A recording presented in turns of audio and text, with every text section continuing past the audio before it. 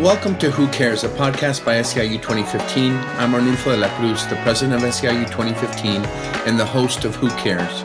We are the largest union of long-term care workers across the country. We're also committed to the important issues related to long-term care workers and the ever-important issue of care, one of the fastest growing sectors in our country. In today's episode, I'm honored to be joined by our friend, a tireless advocate for working people in California and a true champion for long-term care workers, Congressman Jimmy Gomez. Representative Gomez represents California's 34th Congressional District, which is based in Los Angeles. Before joining Congress, Representative Gomez served in California's legislature. Representative Gomez comes from a labor background, the United Nurses Association of California, the Union of Healthcare Professionals, and AFSCME. Welcome, Representative Gomez. We're really excited to have you join us on Who Cares.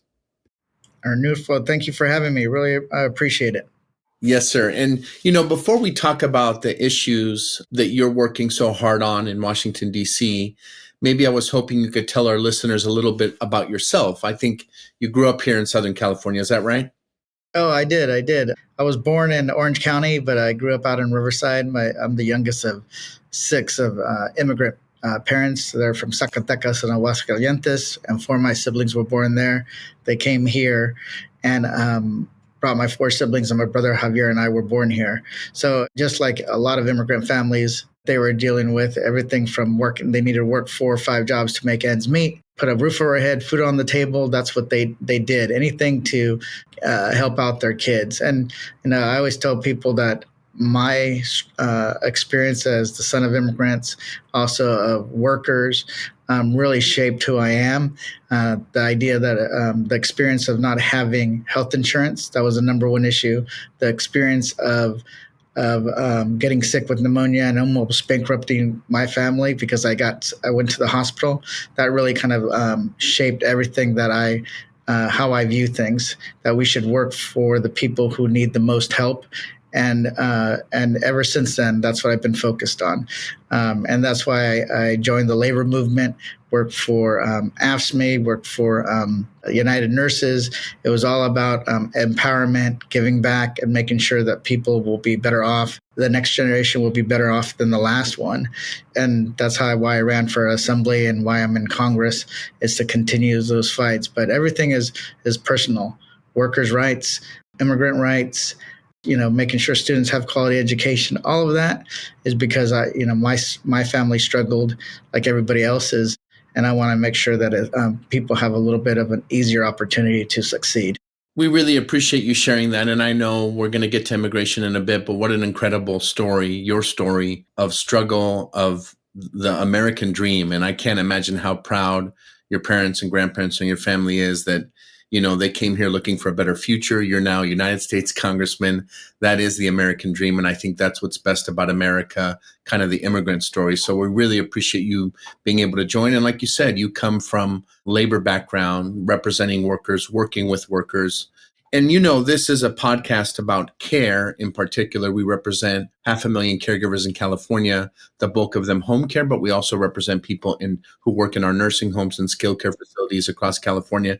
Is there any story in particular about care that you'd like to share? I know that you said you yourself struggle with pneumonia. I'm familiar with that because my son 2 years ago at a baseball tournament in Arizona came home with pneumonia. It was a really scary moment for the family. So I can appreciate that. Yeah, no. Well, I'm glad your son's okay. And I think those experiences kind of really bring it home for people when their loved ones get sick. It's interesting because one of the things, most people don't know this, but my mom, she worked multiple jobs. She worked a day job and then an evening job, both 5 days a week, and then on the weekends, right? So she was working from 8 in the morning to 11 o'clock at night. And her morning job during the day, she was an IHSS worker. She actually went to take care of seniors in their homes. And she did that work, taking care of seniors, caring for seniors. Oftentimes, these were not relatives, right? Because it was through a private agency. And she saw kind of like their needs, right? That they needed somebody around the care. And oftentimes their family, they might have kids, but they weren't there. They moved away. She started off with a few families, and then went down to one family, and it was their names were Lonnie and Leonard. It was a long time ago, and the husband ended up passing away, and all there was Lonnie. So she became kind of a family member. Like my dad would go over there and mow her lawn.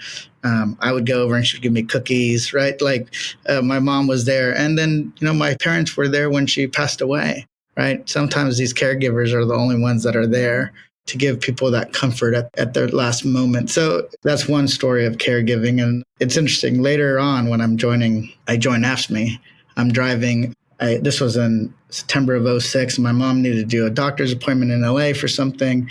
So I went and picked her up in Riverside, drove her back to LA. And she goes, "What do you do?" And I said, "Oh, I work for a union." And she goes, I was part of a union. I'm like, "You were?" And why didn't you tell us that? I had no idea. And then she's like telling me this story. And she goes, "I'd make phone calls. I'd get active." And I said, "What union was it?" She said, "It was through that job." I said, "Well, it's either SEIU or AFSCME." And she goes, "It was the union was," she said, "I can't remember the name, but the symbol was a white dove." And I was like, "Oh, that's United Domestic Workers," right? So the union she became a member of, because she was doing in-home support work, was a union I would years later work for without ever knowing it, right? And she never talked to me about it. So I always said it was something in the frijoles that she put that kind of seeped into activism. But no, it really did. Like, I noticed the struggles with those care workers, right? My mom, she'd get a raise. It was like 10 cents or something like really small. And then there would always be, how many more hours can I get? How many more hours can that person qualify? So it was always these, making sure people got the support. And another is my dad. He died of pancreatic cancer in 2005. And I just finished up a campaign. He was having issues, and I had to be I took time off to take him to his doctor's appointments. We didn't know what it was. But when somebody's really sick with something that chronic illness or something that they're going to pass away from, it's just a lot of doctor's appointments. So I basically had to there's no way my mom could have helped him by herself. So I took that time. He got diagnosed, I think, in January, and they basically didn't give him much time to live. And he passed away on April 1st, so 2005. So it's like the caregiving, people see the struggle and the weight of it, right? But when families take care of somebody for even for a 3-month period of time, if you extend it over years, which some do, they're almost suffering from emotional and not just physical wear and tear, right? It's kind of like a PTSD that people experience. And then once their loved one passes away, they're kind of searching for stuff. It's emotionally trying on them. So it's I've done a lot. Graduated from Harvard, got elected to different offices, and I always say that still one of the most meaningful things that I ever did was being able to take care of my dad and be there in the remaining days. So it's I think we need to be able to help people who need that help. Give them the dignity, and then allow people to be able to afford to do it. Wow, what an incredible story. I'm really sorry to hear about the passing of your father, but for the folks listening, I mean, it doesn't get much more powerful than that. You were a caregiver of your father. What an incredible son.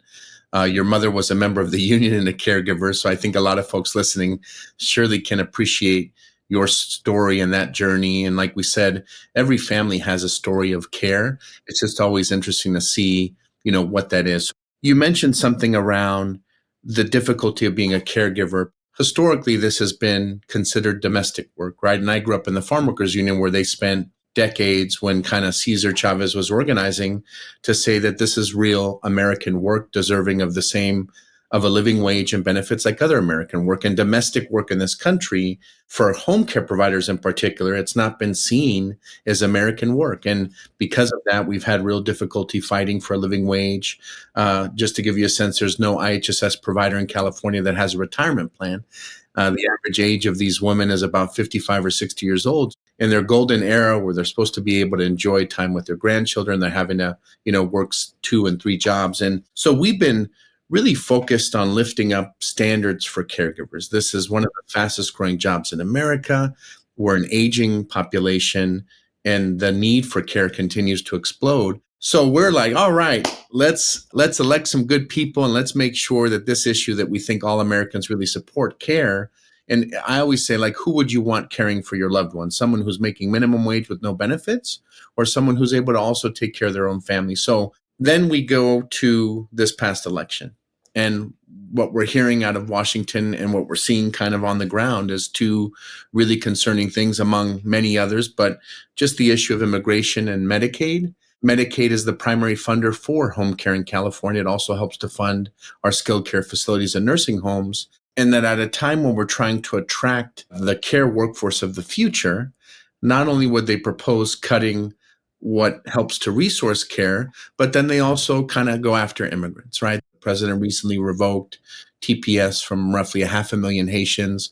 We have a lot of Central American and other leaders with TPS that are caregivers in Los Angeles who are kind of terrified given everything that's been happening at the national level. What is frustrating, the comments about like, well, why can't people just get in line? And it's like, you got to remind people the last president who did anything on a line and creating a path to citizenship was actually Ronald Reagan. From 1986 until now, there is really not a path, right? And that's why we've said that we have a broken system of immigration in this country and why we spent decades trying to address that. But, how would you frame for the folks listening the moment that we're in around kind of the fight back and preserving, but also expanding those critical things?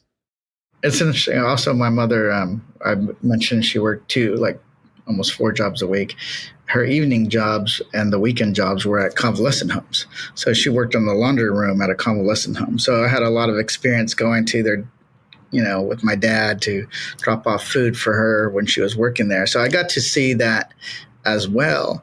And those individuals in the skilled nursing home facilities, sometimes they don't have their loved one to take care of them, right? They rely on Medicare and Medicaid and or Medi-Cal as it's called here. And most people don't know that. And it's interesting because I've also visited a lot of them over my time in office. And so one of the things is, one, if you get cut Medicaid, right, the Republicans are all, we want to cut $880 billion from this one particular committee. And the only real wiggle room they have is Medicaid. That's where they're going to do their cuts. And that impacts not only working class folks who get their basic healthcare through that because they're low income, but also a lot of those patients get that are in convalescent homes are that don't have their income to pay for it. It's getting paid by Medicare and Medicaid, right? The as people call them, the Medis. Those are the folks that's how they're getting taken care of. And what's going to happen is that impacts Americans across the country, right? Oh, I'm a Republican, or I'm even a Democrat that voted for Trump in a red state. Well, it doesn't matter, right? Medicaid is a national program, and it's going to impact everybody when they do those massive cuts. Also, oftentimes it's those the people in the convalescent homes are doing the work, the nurses, the RNs, or the nurses' assistants, or the LVNs, often people of color, often immigrants, people that are in the laundry room, people that are in, custodial. They're often immigrants across the board. And they're doing the hard work to care for, everybody's loved one, not just the people in our own communities, but across the country. So when people attack immigrants, when they attack folks that are working hard, they really don't realize that these are the same people that are taking care of their loved ones when they're in sometimes they're most lonely and vulnerable positions in any time of their life. And those are the ones that are caring for them, right? So it is something that I think about. And here's the thing. You can't automate taking care of people. A lot of people talk about AI. Well, AI is not going to replace somebody who has to change somebody's soiled sheets or put in an IV, right? Or rotate them so they don't get bed sores. You can't automate that. You can't use AI to get rid of that. when people say, oh, get in line, well, people that got in line back in the early 2000s are now just getting eligible to get their residency now, right? 25 years later. So it's like a lot of stuff has changed in that period of time.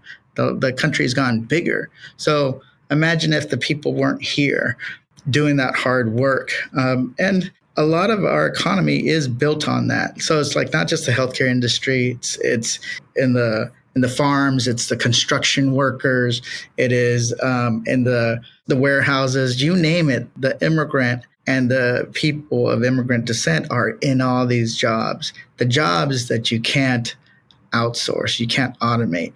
And that's the thing is when they attack immigrants for saying they're a drain on the economy, well, they actually are the reason why the economy has grown when other countries are struggling. It's the growth of, and the reason why our population continues to grow is because of immigrants. And we don't have the what they call the demographic bubble or bomb that China and other countries are dealing with, because we actually, for almost our entire history, understood that immigrants make our country better. I think some people make arguments of like stopping drugs at the border and it's immigrants. Well, it's actually 80% of all fentanyl smuggling is done by U.S. citizens. So it's not the immigrant that's the mule. It's the citizen who's actually doing it. So, but we're going to keep talking about just those benefits, the fact that we are better off. I know what gives me hope is that California experienced the same thing that the country has experienced, but we experienced that anti-immigrant backlash in the 80s and 90s, right? So unfortunately, it's gonna take longer for the country because the country is at different places where California was. But we're gonna keep fighting to make sure that people understand that a lot of our industries, a lot of our families wouldn't be taken care of if it wasn't for the immigrant. That's exactly right. And it also reminds me the history of this country is the waves of immigrants after, the Italian, the Irish. They built political power after these attacks in a very similar way that we did after 187 here in California, registering people to vote, working on people's citizenship applications, kind of civic participation, being civically engaged. And so our North Star has always been, look, we don't just want to defend, but in this moment, it's really hard to be on offense and also defense at the same time. We do believe in immigration reform with a path to citizenship. And we're always going to continue to fight for that, even though obviously there's a lot of division right now in this country. What do you think we can do? What can people do in this moment? Maybe some folks aren't feeling agency. They feel like politics is not working at the national level. We have a plan, but I'm just curious. Yeah, what do you think people can do in this moment? How do we take action and speak out? First, we always assume that people have the same information that we do, right? And that's not in this day and age where people are not they're not all watching the same 4 channels or the same cable networks anymore.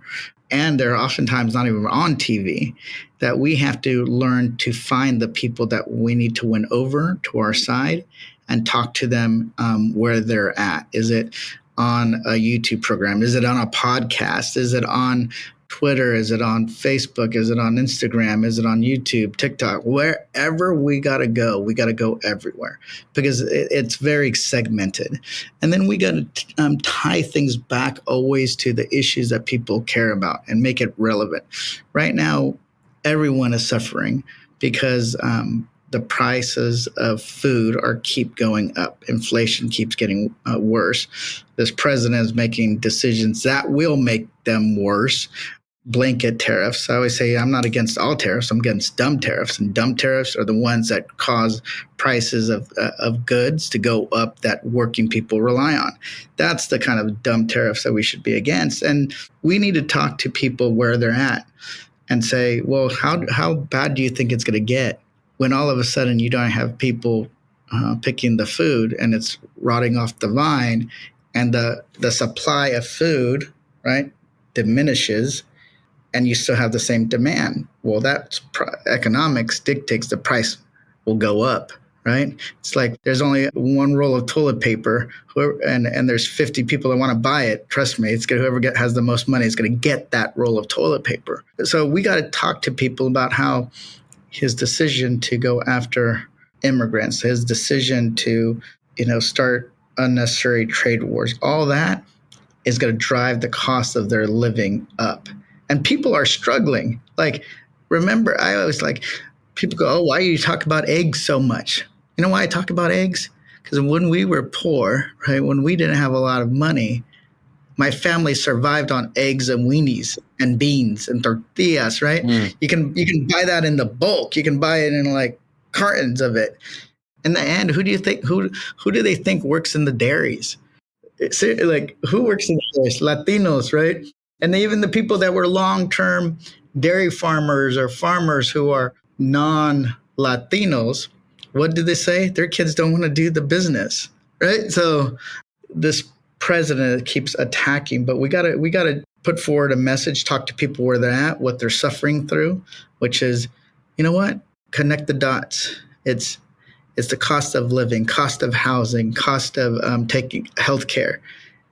Gutting programs that help people is just going to make it worse. And then attacking the people that do the work is going to make it worse. Absolutely. And I think the vast majority of Californians share those values. We have that shared history here on people understanding the contribution of immigrants and how it helps to power so much of our industries, culture, everything, right? And so I do think we're continuing to work at the national level. And I just want to let folks listening, so if you do want to share your opinion, lift up your voice, and communicate with your congressperson to let them know how important Medicaid or Medi-Cal is to you and your family, why it's important that we help to recognize the contributions of immigrants, you can actually call 1-800-719-0332, and you'll be able to be connected to your member of Congress just by putting in your zip code. I've called this number. It works. Again, that's 800-719-0332. Congressman, we really want to appreciate you joining us for this really, really important conversation. And I want to thank everyone listening to another episode of Who Cares. Today we had an incredible conversation with our Congressman Jimmy Gomez about a wide range of topics, including immigration. And as I've said before, 2015 and SEIU as a whole, we remain committed to fighting for immigrant justice. Please reach out to your union if you need resources in immigration, issues for yourself, your family, your care recipients, or those in your community. As you heard from Representative Gomez, we need to elevate our voices now more than ever. If you have not done so, again, you can call your congressional representative at 1-800-719-0332. When you call, tell your member of Congress why you need them to keep their hands off of slashing Medicaid in particular, given we know that conversation is going to continue in Washington. Congressman, anything you'd like to leave the folks with before we drop off? There's an old saying that said, 10 people who speak make more noise than the 10,000 who remain silent. And I know SEIU has millions of people who can speak. And if we do, we will change it. We will change the country once again. So keep up the good work. You have a friend in my office and a champion and somebody who's going to fight for you every single day. So thank you so much for having me. Really appreciate you, Congressman. Yes, we can. Si se puede. Again, this is another podcast of Who Cares. Thank you all for dialing in, and we'll be in touch real soon.